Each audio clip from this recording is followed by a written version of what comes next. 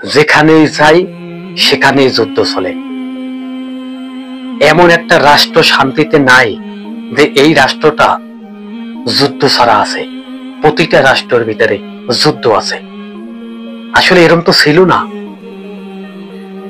এরম তো কিছুদিন আগে যুদ্ধ ছিল না। এখন কেন যুদ্ধের গুণগান চতুর্দিকে, এবং মুসলিম ইহুদি মিলে যুদ্ধ চলতে আছে? এটি সাধারণ কোনো যুদ্ধ না, এটি এখন চলতেছে ধর্মযুদ্ধ। কেন? মুসলমানরা তো যুদ্ধ করতে চায় নাই।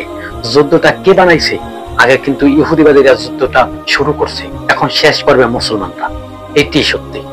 মুসলমানরা যখন তোমাদেরকে ধরবে তখন কিন্তু একবারে পৃথিবী থেকে ধ্বংস হয়ে যাবা। মাত্র 70 লাখ ইহুদি, 200 কোটি মুসলমান। কেন পারছে না? কি কারণে? আজকে তুলে ধরা হবে। 200 কোটি মুসলমান থাকা পরেও ইহুদিদের সাথে যুদ্ধ করে পারছে না। একটাই কারণ, কারণটা হইছে বিশ্বের মুসলমানরা একতা নাই। ওই এর কারণে ইহুদিরা সুযোগ পাইছে। দেখুন, ইহুদি রাষ্ট্র তো সবাই ভাই ভাই, তারা তো সবাই ঠিক আছে। যখন ইরান ইসরায়েল যুদ্ধ শুরু হয়ে গেছে তখন কিন্তু ইহুদিরা ঠিকই ইহুদিদের পক্ষ নিয়েছে। মুসলমানরা কি নিয়েছে?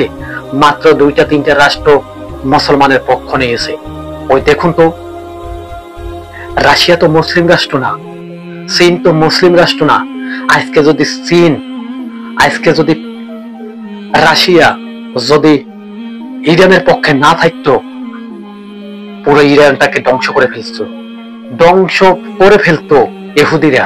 এটি নিশ্চিত, এটি সত্যি। দেখুন, রাখে আল্লাহ, মারে কে? আল্লাহ যদি আপনাকে রাখতে চায়, পৃথিবীর কারো শক্তি নাই আপনাকে ধ্বংস করার। আর আপনাকে যদি আল্লাহ তাআলা রব্বুল আলামিন ধ্বংস করতে চায়, পৃথিবীর কোনো শক্তি নাই আপনাদেরকে বাঁচিয়ে রাখার।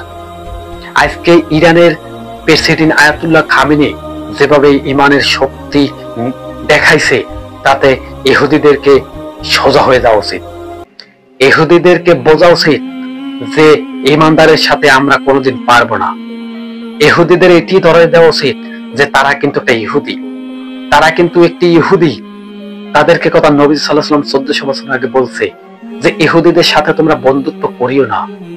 তবে কিছু কিছু মুসলমান তারা কিন্তু ইহুদিদের সাথে বন্ধুত্ব করছে।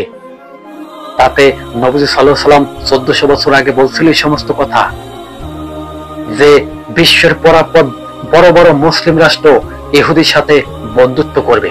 করে নাই বোধহয়? করছে। কিন্তু মাত্র 2-1টা রাষ্ট্রের নাম আমি আপনাদের সামনে তুলে ধরবো। 1 নম্বরে হইছে সৌদি আরব। সৌদি আরব ইহুদিদেরকে অনেক সহযোগিতা করছে। দেখুন, সৌদি আরব নিয়ে নবী সাল্লাল্লাহু আলাইহি ওয়াসাল্লাম অনেক ভবিষ্যৎবাণী করছে যে কিয়ামতের আগে সৌদি আরব ধ্বংস হয়ে যাবে। এবং সৌদি আরব যে ধ্বংস হয়ে যাবে, এটা আমরা কিন্তু এখন বুঝছি যে সৌদি আরব কি কারণে ধ্বংস হবে। এই সৌদি আরব মোহাম্মদ বিন সালমান ইহুদির সাথে বন্ধুত্ব করছে, যেখানে বলা হয়েছে যে ইহুদির সাথে তোমরা বন্ধুত্ব করিও না, তবে তোমাদের কিন্তু সেটি মরণ ফাঁদ হয়ে যাবে। এখন আমরা দেখছি ইহুদিরা সুন্দর মতো মুসলমানকে মারছে, আর তারা অনেক উল্লাস করছে, অনেক আনন্দ করছে, ফুর্তি করছে, আর মুসলমানরা বসে বসে আঙ্গুল চষে। 200 কোটি মুসলমান হয়েও যদি ইহুদিদের সাথে যদি জিম্মি হয়ে থাকো, এর চেয়ে পরাজয় আর কিছু নাই।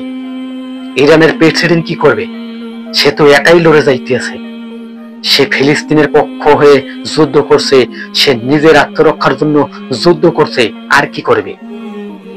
ইরান কিন্তু 600 মানুষ ইতিমধ্যে হারিয়ে ফেলছে।